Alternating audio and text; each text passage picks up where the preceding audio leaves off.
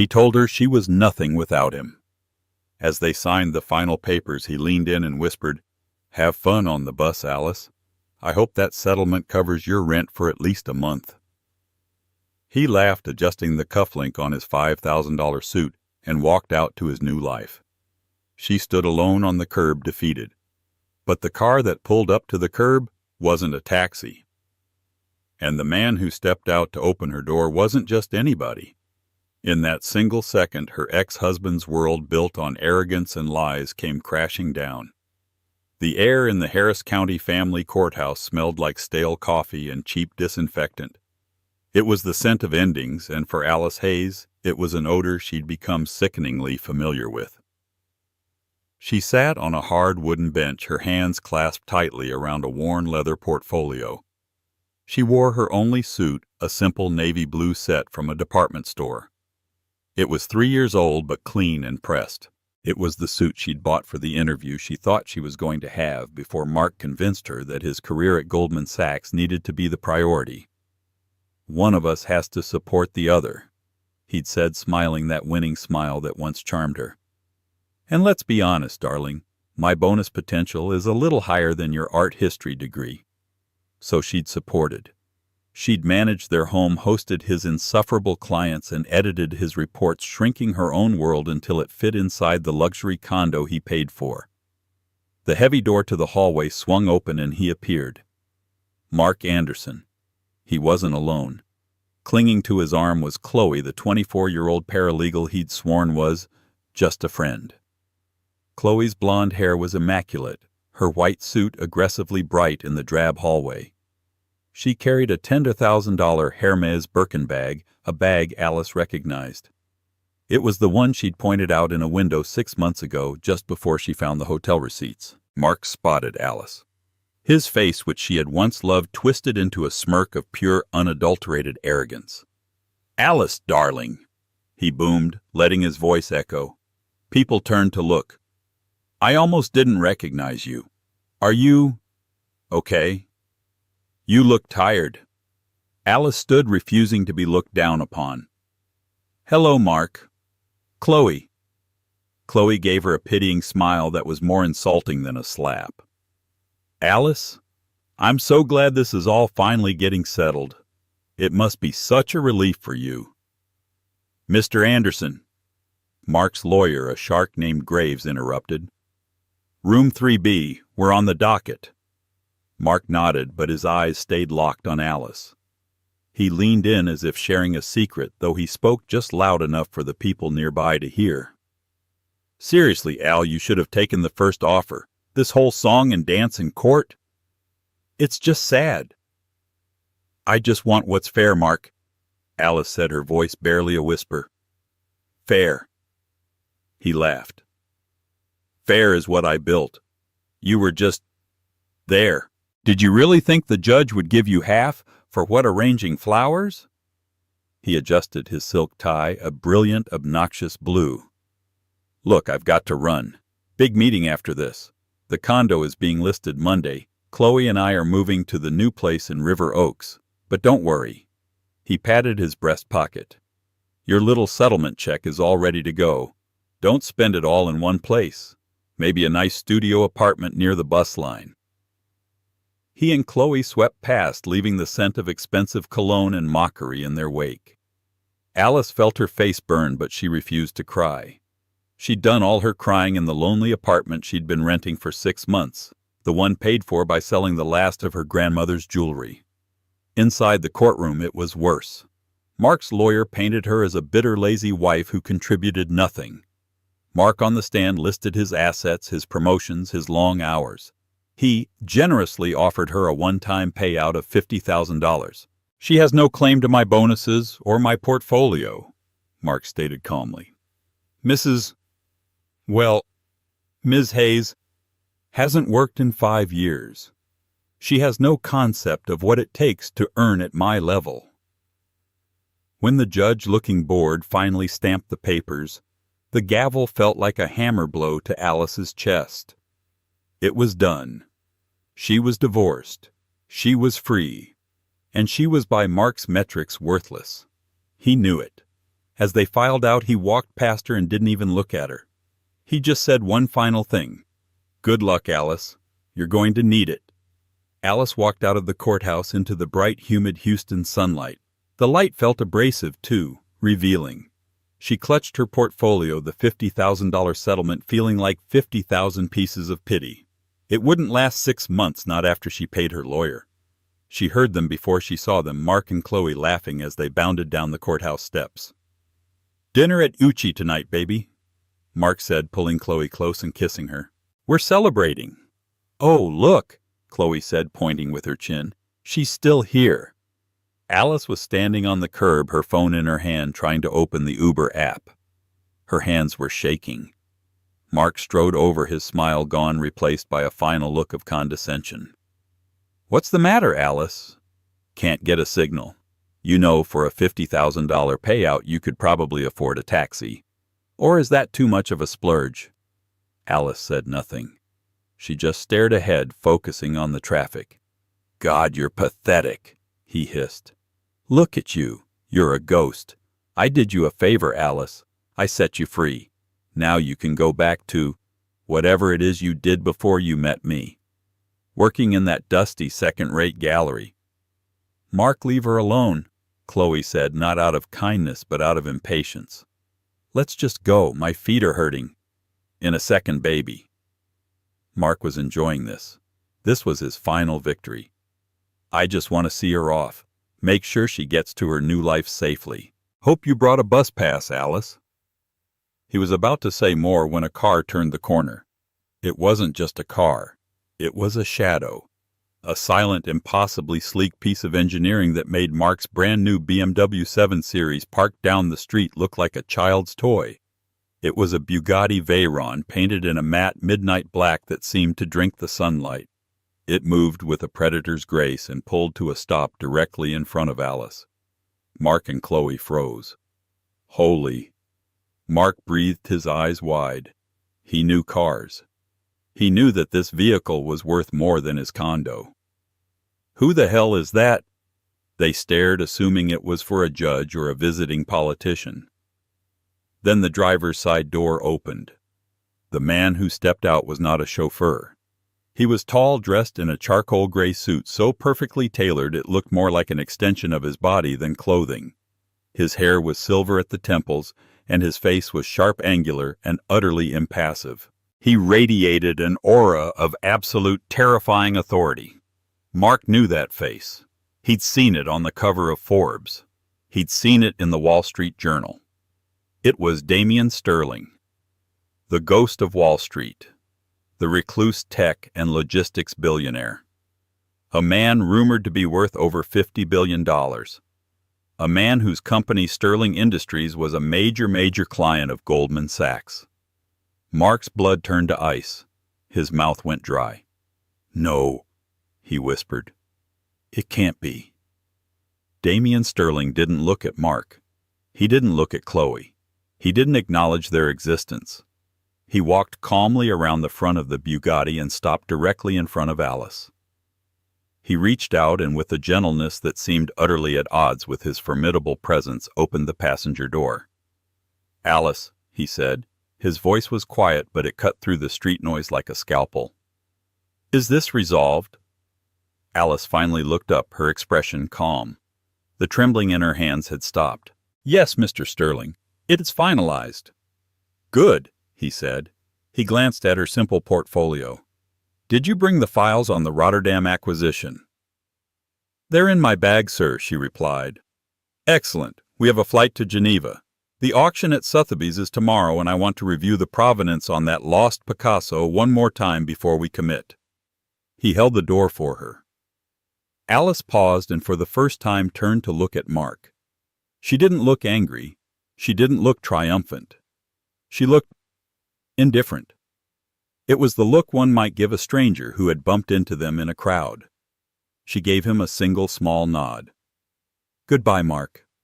She slid into the low-slung seat of the Bugatti. Damian Sterling closed the door with a soft, expensive thud. He walked back to the driver's side. Only then, just before getting in, did he finally let his gaze fall on Mark. His eyes were steel gray. He looked at Mark for precisely 1 second. It was not a look of anger. It was a look of complete and total dismissal.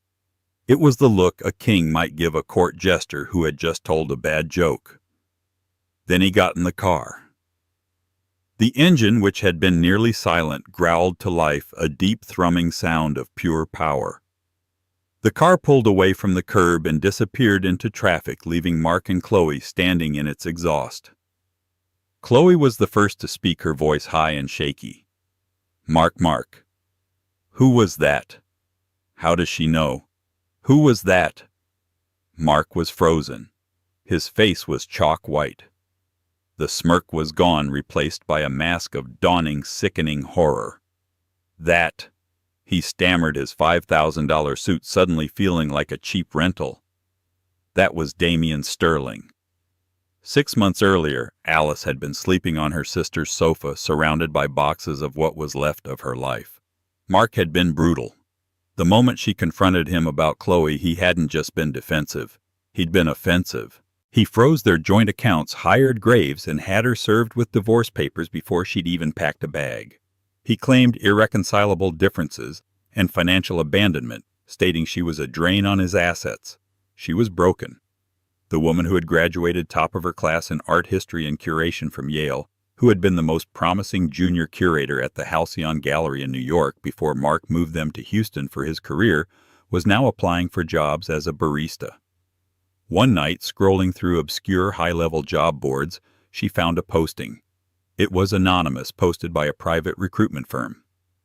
Wanted private collection manager and asset curator. Must have expert knowledge in 17th century Dutch masters, postmodern sculpture, and identification of high-level forgeries. Must be willing to travel internationally 80% of the time. Must be able to pass an exhaustive background check and sign a lifetime non-disclosure agreement. Discretion is paramount. Is salary. Non-negotiable and substantial. It was a fantasy. A job for someone with decades of experience. Alice, on a whim fueled by desperation and a glass of cheap wine, sent in her old resume along with a scathing but brilliant analysis she'd written on a recently discovered Vermeer that she was certain was a fake. She didn't expect a reply. She got one 2 hours later.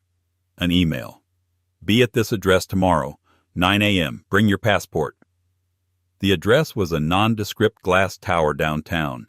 The elevator required a key card which a silent guard provided. She was led into a penthouse office that was empty save for a desk, 2 chairs, and a single painting on the wall. Damian Sterling was standing in front of it. He didn't introduce himself. He didn't shake her hand. He just pointed at the painting, a chaotic, beautiful piece in the style of Jackson Pollock. I paid $22 million for this at a private auction last year, he said, his voice as quiet as it had been on the courthouse steps. It was authenticated by the artist's estate. Tell me about it. Alice looked. She really looked. She walked closer, examining the canvas, the paint spatter, the signature. For 10 minutes, the only sound was the hum of the air conditioning. It's beautiful, she said finally. I didn't ask if it was beautiful, Sterling replied, his back still to her. It's a forgery, Alice said. He turned. His eyes narrowed. Explain. The Pollock method is about controlled chaos. This is just chaos. The drip patterns are wrong. They're too hesitant in places, too aggressive in others. But the real proof, she pointed to a tiny corner, is the paint. That's titanium white. But it's an acrylic-based titanium, not the oil-based casing he used during this period. This was painted probably in the 1980s, not 1950. Sterling stared at her. His face was unreadable. He walked to his desk and pressed a button on his intercom. Send in Mr. Vance. A moment later, a flustered-looking man in an expensive suit rushed in. Sir, Mr. Vance, this is Ms. Hayes. She has just identified the Pollock as a fake. Mr. Vance laughed nervously. Sir, with all due respect, my team at Sotheby's authenticated that. It's impossible. Ms. Hayes, Sterling interrupted. What did you say about the paint? It's acrylic-based titanium white, Alice said, her voice steady. His was casein. You can run a simple mass spectrometry on it. I'll stake my reputation on it." "Vance," Sterling said, "have the lab do it. Now, if she's right, you're fired." Mr. Vance went pale and scrambled out of the room. Sterling turned back to Alice. "You're divorced?" he asked. Alice flinched. "It's in process." "Your husband is Mark Anderson at Goldman Sachs," Sterling stated. It wasn't a question. "He's a portfolio manager, over-leveraged in his personal life and thinks he's smarter than he is. He's cheating on you with his paralegal." Alice was speechless. How did you know that?" "I don't tolerate fools, Miss Hayes. And I don't hire people I haven't thoroughly investigated. The background check was comprehensive." He tapped his desk. "Your analysis of the fake Vermeer was correct. My team came to the same conclusion last week. It took them 3 months. It took you 1 night." He walked to the window. "I own the largest private art collection in the world. It's a liability. It's an asset. And it's full of snakes like Vance telling me what I want to hear. I need someone who tells me the truth, even if it costs me $22 million. He turned. "You start today. The job pays $1 million a year plus expenses. You will answer only to me. Your first task is to go through my entire collection piece by piece and find every other mistake Mr. Vance made. My car is waiting downstairs to take you to your new apartment. Sign the NDA on the desk." That was 4 months ago. 4 months of 18-hour days flights to Zurich, Tokyo, and Paris. 4 months of rediscovering the razor-sharp intellect she had buried to make Mark comfortable. She wasn't his mistress. She was his most valuable and most trusted asset manager. The $50,000 settlement wasn't a lifeline. It was an insult, and Mr. Sterling, who despised being insulted almost as much as he despised being lied to, had insisted on picking her up from the courthouse himself. Mark didn't go to Uchi. He didn't go back to the office. He went to the River Oaks condo, his condo, and poured a glass of Macallan 25. He drank it in one go. "Mark, you're scaring me," Chloe said, pacing the marble floor. "Who was she with? You said she was broke. You said she was nothing." "He's a client," Mark mumbled, pouring another. "He's not just a client. He's the client. Sterling Industries has half their liquid assets managed by our Houston office. He's Damian Sterling. The billionaire, the one who owns that island." Chloe's eyes went wide, but not with fear, with calculation. "So, she's his girlfriend. She left you for a billionaire?" "No!" Mark shouted, slamming the glass down. "She didn't leave me. I left her. She got lucky. She must have, I don't know, met him at a bar. She's a gold digger. That's all this is." But his words sounded hollow even to him. The Alice who stepped into that car wasn't the mousy, apologetic woman he'd kicked out. She was cold, she was confident, and she was working. "Geneva. Sotheby's. The Rotterdam acquisition." He stormed into his home office and booted up his computer. He pulled up the internal Goldman database. He searched for Sterling Damian. His file was practically empty. "Client level Zeus, eyes only, managed by DC office executive." He was locked out. He, a senior vice president, was locked out of a client's file. He spent the next week in a fog of pure acidic obsession. He couldn't work. He couldn't sleep. Every time he looked at Chloe, he saw her $10,000 Birkin bag and compared it to the casual way Damian Sterling had stepped out of a $3 million car. His entire world was built on the hierarchy of wealth. He was a success because he had the condo, the car, the beautiful woman. He had won the divorce. But in 1 second on a courthouse step, Damian Sterling had rendered his entire life a pathetic joke. Alice hadn't just traded up. She had ascended to a level he couldn't even comprehend. He started digging. He used his connections to find out about Alice's new life. "She's not his girlfriend." A contact at a rival firm told him over drinks after Mark pried him with expensive whiskey. I've heard rumors. Sterling hired some unknown woman to run his private collection. They call her the Nun. She's brutal. She's been cleaning house, fired half his European staff, discovered 3 high-level forgeries, saved him over $100 million in the last quarter alone. They say she answers to no one but the ghost himself. Mark felt sick. She saved $100 million, his Alice. The woman he'd told was too simple to understand his work. The humiliation was a physical ache. It wasn't just that she was successful. It was that her success was in the one field she had given up for him. He hadn't just divorced her, he had underestimated her. And in his world, underestimation was a fatal sin. Chloe wasn't helping. So she's working for him like an assistant. Why do you even care, Mark? We're rich. We're happy. He's not rich, Chloe. He's wealthy, Mark snapped. You don't understand the difference. What I understand is that you're obsessed with your ex-wife, she shrieked. It's pathetic. The cracks in their perfect relationship were already showing. Chloe was a trophy, but trophies are heavy, and they require constant polishing. Mark was too distracted to provide it. He did something stupid. He found her apartment the one Sterling Industries was leasing for her. A penthouse at the Post Oak, the most exclusive building in the city. He waited in the lobby. When she walked in, flanked by 2 security guards, he stepped out from behind a pillar. Alice. She didn't flinch. Her security tensed, but she held up a hand. Mark, you're trespassing. I wanted to talk.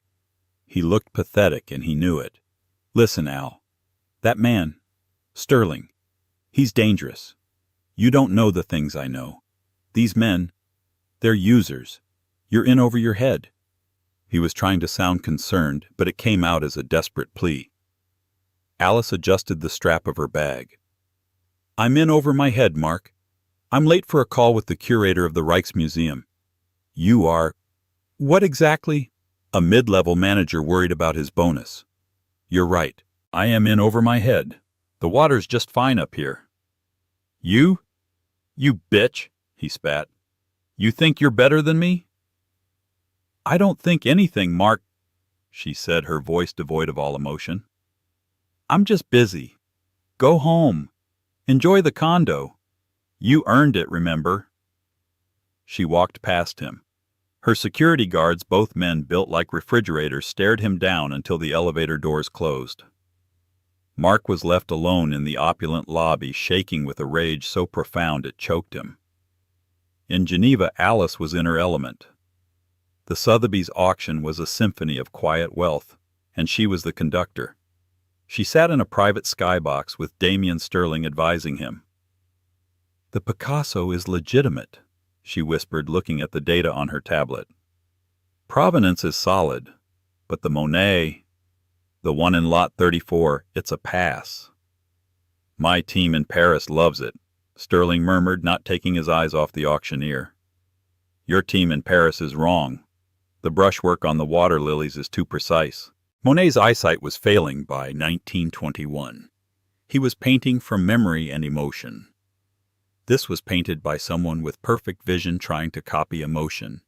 It's a studio piece, not a masterwork. Not worth the $30 million estimate. Sterling nodded. Pass on lot 34. Later that evening, in the penthouse suite of the Four Seasons, Sterling reviewed her work. You saved me $30 million on the Monet. You made me $50 million on the Rotterdam acquisition by proving our Rembrandt was the original and theirs was the copy. You've made my collection $80 million more valuable in 1 week. He poured 2 glasses of water. He didn't drink alcohol. The settlement from your husband, he said, handing her a glass. $50,000. It's an insulting figure. It's over, Mr. Sterling. I'm just glad to be done with it. We're not done, he said. He insulted you. By extension, he insulted my judgment. I had my legal team, my real legal team, not the divorce attorneys, look into Mr. Anderson's financials. Alice tensed. Sir. He declared his net worth at $4.5 million, Sterling said, pulling up a file on his laptop. His condo, his stock portfolio, his bonuses. It was all there. But it felt light. A man with his spending habits. That Birkin bag for his mistress. The new BMW. The condo. He was leveraged to the hilt, but he was also spending cash. Lots of it. Sterling turned the laptop to face her. My forensic accountants found something. A series of shell corporations based in the Cayman Islands. Small regular transfers. A few thousand here, a few thousand there. Over 5 years it adds up. Alice looked at the screen. Her blood ran cold. She recognized the account numbers. Mark was a gambler, she said softly. Not just at work. He had a private poker game, high stakes. He told me it was just blowing off steam with the guys. But he was always so secretive about it. This isn't poker, Alice, Sterling said.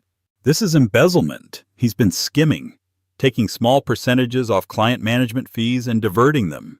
It's sophisticated, but it's theft. Alice stared at the numbers. She had seen this. She'd found a ledger once hidden in his study. She'd confronted him and he'd told her it was a creative accounting strategy for his taxes and not to worry her pretty little head about it. She'd been so beaten down, so desperate to believe him that she'd let it go. I have the original ledger, she whispered. When I moved out, I took a box of what I thought were my old journals. It's in there. I wanted to be free of him. I didn't want to fight anymore. A rare cold smile touched Damien Sterling's lips. Freedom is one thing, justice is another. He built his kingdom by stealing from his clients and underestimating his wife. Both are unforgivable. He closed the laptop. Send the ledger to my legal team. They'll know what to do. Mark Anderson was on top of the world, or so he told himself. He'd managed to put the Alice Sterling situation out of his mind mostly by pouring himself into his work. He was desperate to land a new massive client. He needed a win to shore up his ego. He was in his glass-walled office berating a junior analyst when his boss, the regional director, appeared at his door. He was flanked by 2 men Mark didn't recognize. They wore dark, boring suits and had the grim expressions of undertakers. Mark, his boss said, his voice strained. These gentlemen are from the SEC. They need to speak with you. Mark's cocky smile vanished. SEC, what is this? Some client complaint? We're not here to talk, Mr. Anderson, the first agent said. We're here for your files, all of them. You can't just, Mark started. We can, the second agent said, holding up a warrant. Your terminal is frozen. You'll be escorted to conference room A. The walk was the longest of Mark's life. The entire trade floor went silent watching him. This was the perp walk, the walk of shame for a finance bro. In conference room A, it got worse. His lawyer Graves was already there looking pale, and at the head of the table sat a woman he didn't recognize, her hair in a severe bun with a laptop open.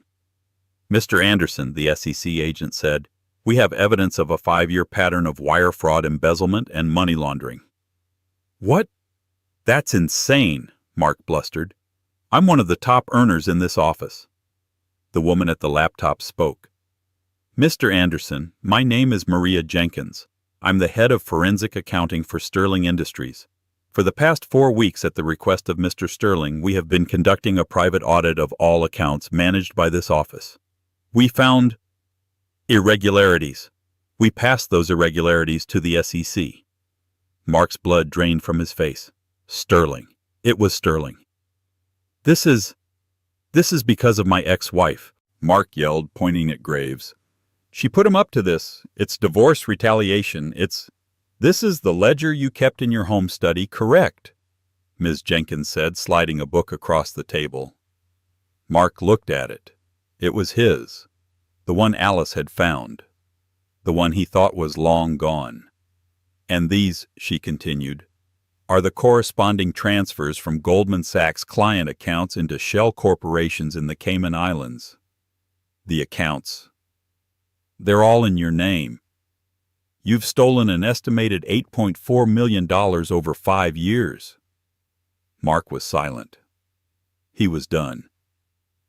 "Mr. Anderson," the SEC agent said, standing up, "you're under arrest." It was a blur. They cuffed him. They read him his rights. As they led him through the lobby of the Goldman Sachs Tower, he saw that everyone was watching. His colleagues, his rivals, and then he saw Chloe. She was standing by the security desk, her Birkin bag on the floor. She wasn't crying. She was talking to another executive, a man Mark knew was his direct competitor. She looked at Mark, saw the cuffs, and turned her back. She laughed at something the other man said and walked with him toward the elevators. The trophy had just jumped to a new shelf.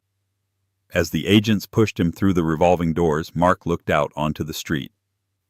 And in that moment, in a flash of perfect cruel irony, he saw her, Alice.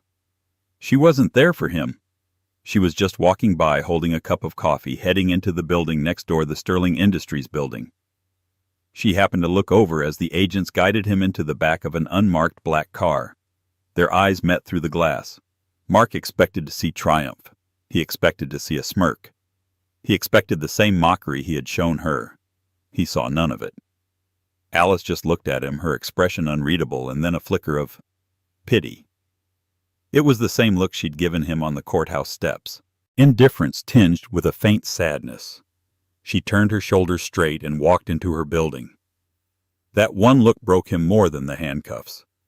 The realization that he wasn't even worth her anger. He was just a problem that had been resolved. 1 year had passed. The name Mark Anderson was a ghost. A cautionary tale whispered in the high-stakes bars of downtown Houston and on the trading floors of Wall Street. He was a story about the man who had it all and lost it, a fool who thought he was a king.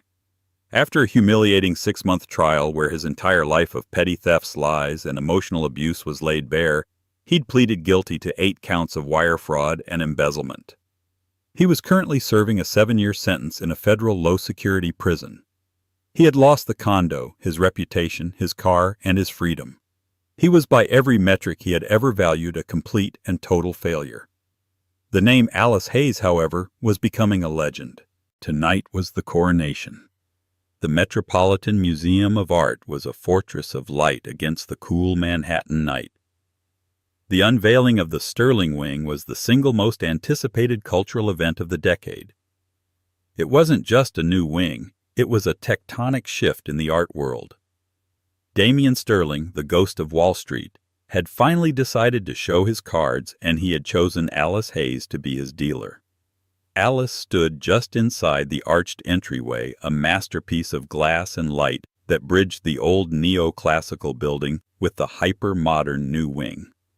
The wing itself was her design. Her vision, a 3-story atrium of white Italian marble and brushed steel designed to feel less like a museum and more like a cathedral. And tonight it was full. The air hummed with the sound of quiet generational wealth. Billionaires mingled with Pulitzer Prize-winning artists. Politicians kissed the hands of European royalty. The scent of orchids and expensive champagne hung in the air. Alice herself was almost unrecognizable from the woman on the courthouse steps. She wore a simple floor-length gown of midnight blue silk.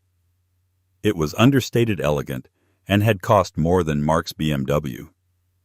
Her hair, which she used to pull back in a severe apologetic bun, was styled in soft, confident waves. She wore no jewelry save for a pair of teardrop sapphire earrings that Sterling had given her, a signing bonus, he'd called them, after her first month. She was not the mousy, trembling woman he had mocked. She was the Sterling Eye, a name coined by a fawning Vanity Fair profile, a title she had initially hated but now accepted. She was the head curator and president of the Sterling Art Foundation, a $10 billion philanthropic endowment. Her job was no longer just to acquire art, but to preserve it, study it, and share it. She was in this world terrifyingly powerful, and she was at this moment terrified. This was her debut. For the last 18 months she had been a phantom operating in the shadows just like her boss. She'd been in dusty archives in Florence, in high-tech verification labs in Zurich, and intense private auctions in Hong Kong. She had worked 18-hour days 7 days a week, fueled by a ferocious, burning need to prove her own worth to the only person who mattered anymore, herself. Tonight she was stepping into the light. "It is adequate." The voice, quiet as a tomb, came from beside her. Damian Sterling had materialized from the crowd. He was dressed in his uniform, a perfect dark charcoal suit. He didn't look at the crowd. He was looking at the centerpiece of the atrium, the lost Rembrandt they had acquired from the Rotterdam deal, now lit to perfection. "Just adequate, Mr. Sterling?" Alice asked, a small smile playing on her lips. "The lighting on the left hand is half a degree off," he murmured. "It's hitting the signet ring, but it's missing the texture of the cuff. See to it." "I'll have it fixed," Alice said, making a mental note. "Good." He finally turned his steel-gray eyes to her. "The Board of Trustees is ecstatic. The Times is calling it a triumph of New World philanthropy. You've done well, Ms. Hayes." From Damian Sterling, "You've done well" was the equivalent of a marching band and a ticker-tape parade. "Thank you, sir," she said. "Do not thank me. You executed the strategy." He nodded toward the crowd. "Now go. This is your evening. Mingle with the vipers. I'll be observing." He stepped back into an unlit alcove, a ghost at his own party, and simply watched. Alice took a deep breath and stepped into the main hall. She was immediately swarmed. Donors, critics, artists, all wanting a piece of the Sterling eye. She handled them with a grace she hadn't known she possessed, discussing 17th century pigment composition with one and endowment strategy with another. She was fluent, confident, and precise. Then she saw her. Across the room, standing beside a much older, much paunchier man with a politician's smile, was Chloe. She was poured into a glittering, garish gold dress, her blonde hair piled high. She was still beautiful, and she was still holding a Birkin bag, a new one in bright crocodile pink. She had landed on her feet just as Alice knew she would. Chloe was a survivor, a trophy that knew her own value on the market. Their eyes met across the room. Alice saw a flash of emotions on Chloe's face. First confusion. "Who is that?" Then dawning recognition, followed by a wave of pure, unadulterated shock. Chloe's painted-on smile faltered.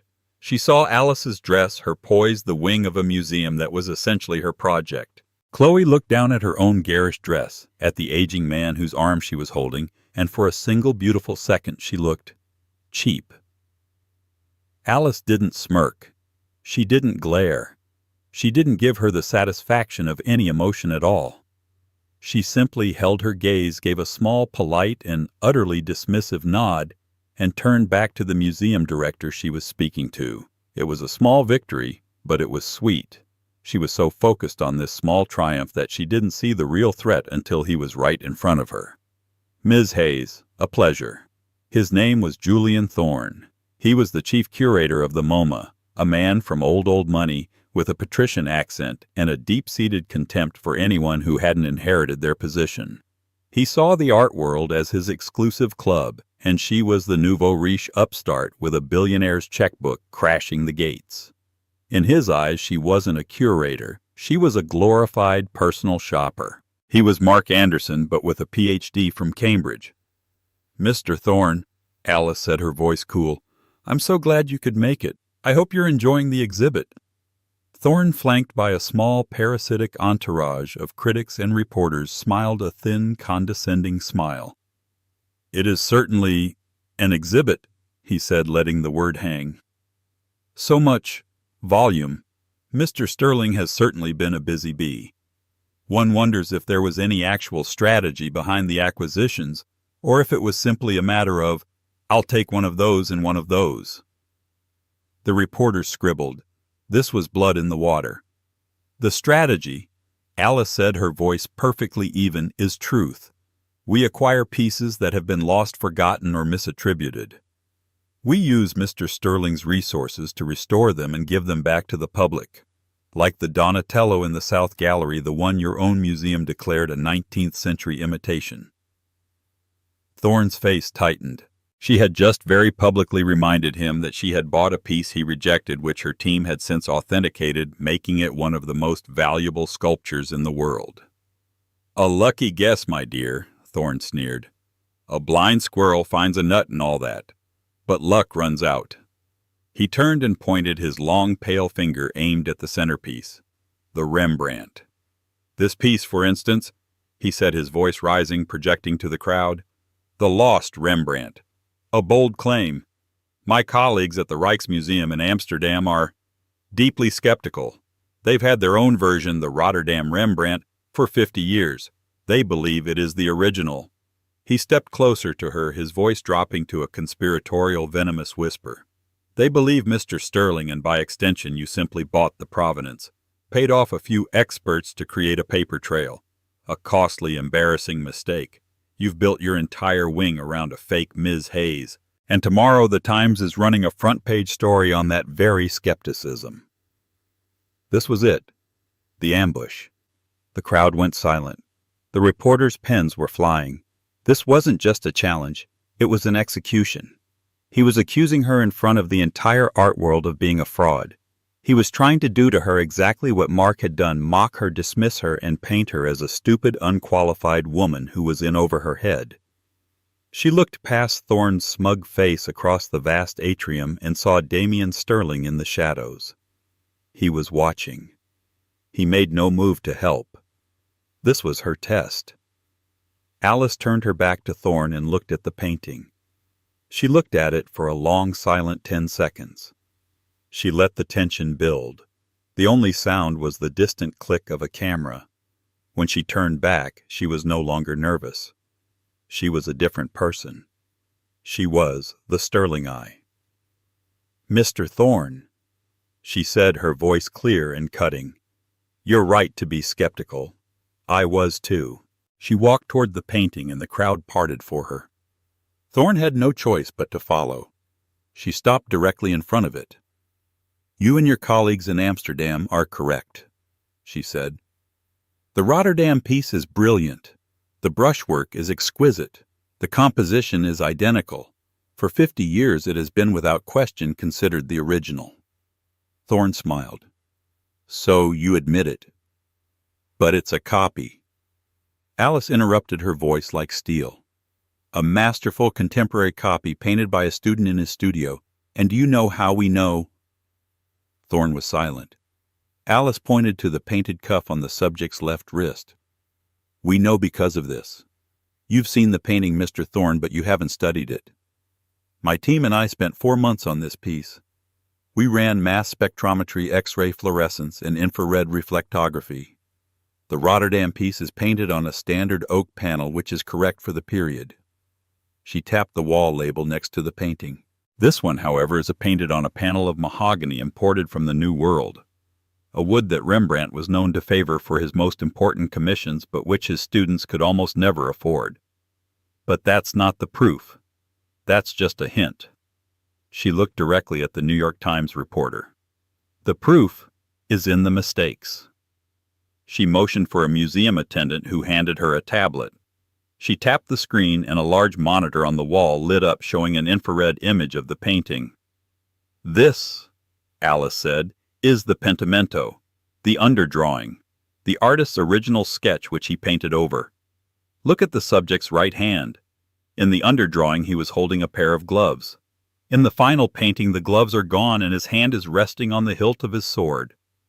She zoomed in, her voice resonating with absolute, unshakable authority.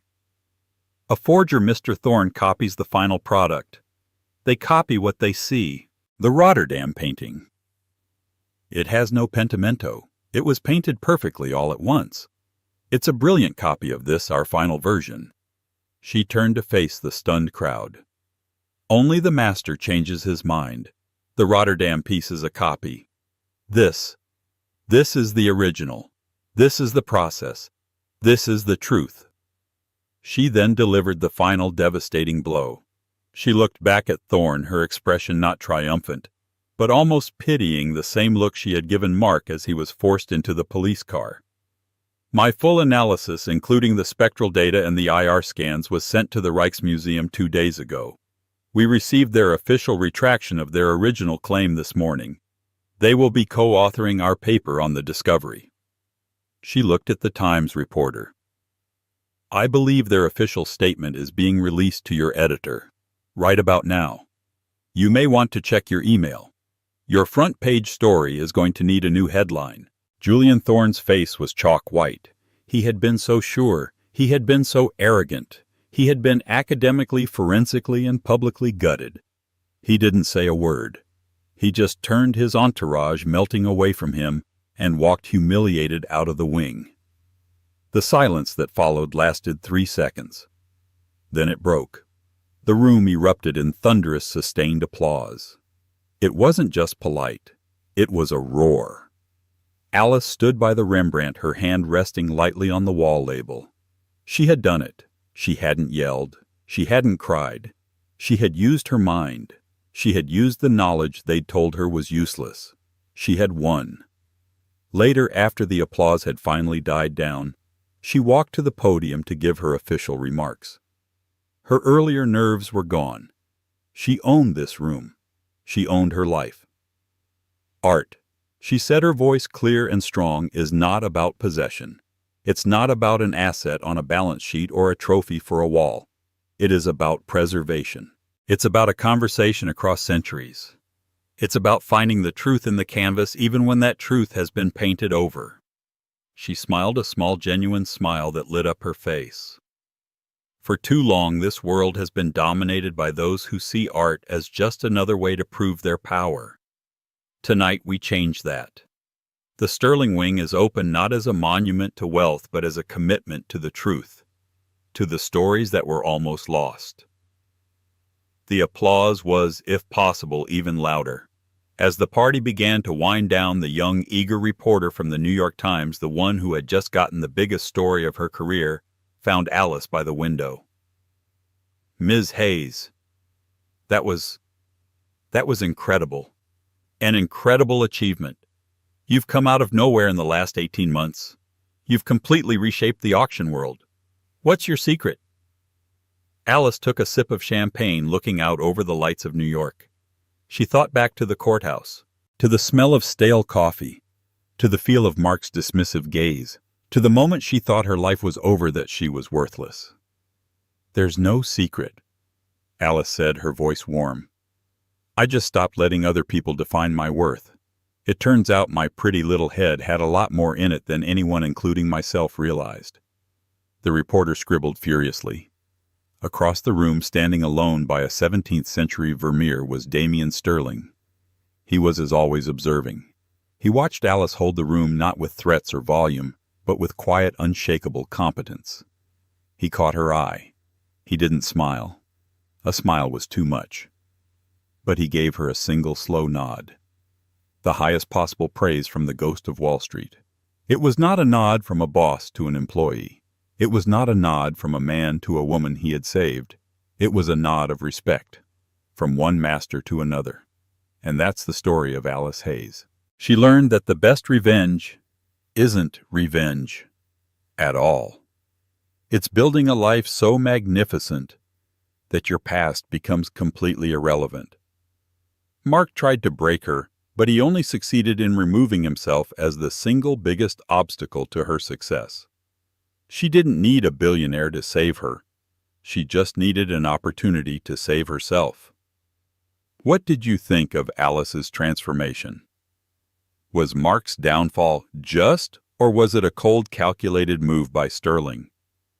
Let us know your thoughts in the comments below. We read every single one. If you enjoyed this story of justice and vindication, please show your support by hitting that like button. It really helps the channel. And don't forget to share this video with someone who needs a reminder of their own worth. Most importantly, if you haven't already, subscribe to our channel and ring that bell. We post new stories every single week, and you don't want to miss what happens next. Thanks for listening.